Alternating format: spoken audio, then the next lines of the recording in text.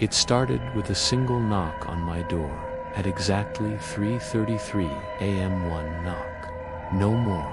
Loud enough to wake me from a dead sleep, sharp enough to make my heart kick inside my ribs, and when I opened the door, there was no one there, only a thin envelope lying perfectly centered on my welcome mat, unmarked except for my full name printed in ink so dark it seemed to suck in light.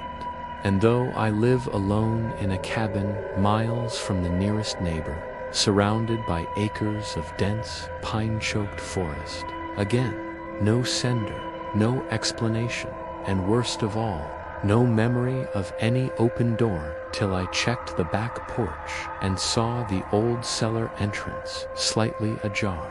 The heavy padlock lying on the ground, snapped clean in two like it had been bitten.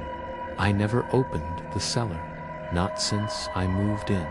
The realtor had warned me the ground was unstable down there and not to risk it, and I'd always just accepted that until now.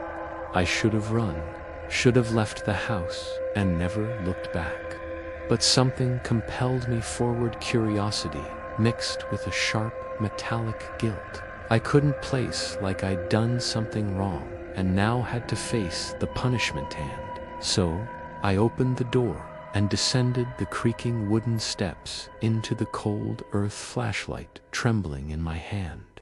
The air changed immediately, becoming heavy and sour, like wet copper and rotting leather.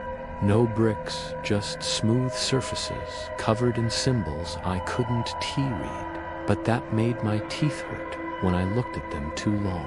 In the center of the room was an old chair, not antique, not rustic ancient, somehow both human and not made of bones that didn't look quite right. Arranged in ways that bent physics and logic, and on the floor beside it was a pile of dirt, still wet, still freshly turned, and still steaming despite the cold. I backed out, ran upstairs, slammed the cellar door, nailed it shut. But that night, I heard footsteps in the kitchen, and I live alone. I didn't move, didn't breathe, just listened as the steps grew slower, heavier, wetter. They stopped outside my bedroom door. I waited, nothing. Then, slowly, the doorknob turned, not rattled, not jostled, but turned with deliberate, thoughtful precision. I held my breath. The door didn't open. Instead, a low whisper came from the other side, a voice I recognized as my own, but slower, deeper, like it had drowned and come back. You sighed, you sat, you don't remember, but you did. I passed out. I woke up at dawn, the door still shut, everything silent. I checked the cameras I'd installed months ago, nothing. Just static at 3:33 a.m. every night since. That day, my reflection didn't follow me. I'd turn my head, and it would delay by a second. When I smiled, it frowned. I began to notice other things, the way my shadow pointed in the wrong direction, the smell of dirt in my sheets, the sound of faint chewing coming from under the floorboards. I boarded up the cellar, covered it in salt, prayer symbols, even hired a priest who walked into my house, stood silently for 5 minutes, and left without saying a word, pale as death, whispering, "You've already opened it." Then he blocked my number. I started getting more letters, each one colder, more accusing. "Stop pretending you don't know. You invited it. It remembers what you forgot." I stopped sleeping. My dreams were no longer mine. I'd see myself walking through endless tunnels lined with teeth, speaking in dead languages, kneeling before something that wore my skin like a robe. The next morning, I found dirt in my mouth and scratches down my back. And then came the recordings.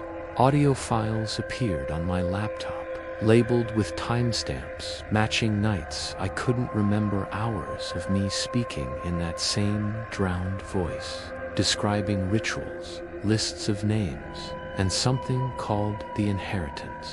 One file ended with my voice whispering, "You'll never be alone again." I tried leaving, packed my bags, drove for hours, but every road led me back. Literally, highway signs repeated, same gas station 3 times. I even saw myself once, walking on the shoulder, waving. When I got back, I found the cellar door open again, the chair empty now, symbols glowing faintly red on the walls. That night, the power went out. No wind, no storm, just darkness. And from the darkness, I heard breathing wet and labored, coming from all around me, like the walls themselves were alive. Page after page of pictures. I didn't recognize people I didn't know, all sitting in that same bone chair, smiling with eyes full of blood. One picture was of me, taken just last night, smiling at the camera with black ichor leaking from my mouth, my eyes missing. Then I looked in the mirror and saw it was true. My eyes were gone, but I could still see. And I saw them a dozen figures around me, made of ash and teeth, whispering secrets in a voice I somehow remembered from childhood nightmares. They showed me what I'd done, how many times I'd done it, how the house finds someone like me every generation, wipes their mind, lets them discover the cellar and the chair, and start the cycle over. I was the 13th. The others were buried beneath the floorboards. One still twitches, one still screams. I remember it all now. I remember sitting in the chair. I remember smiling. And worst of all, I remember liking it. Tomorrow, the door will open for someone else. The envelope will appear. And they'll think it's just a weird prank, just like I did. And the house will smile.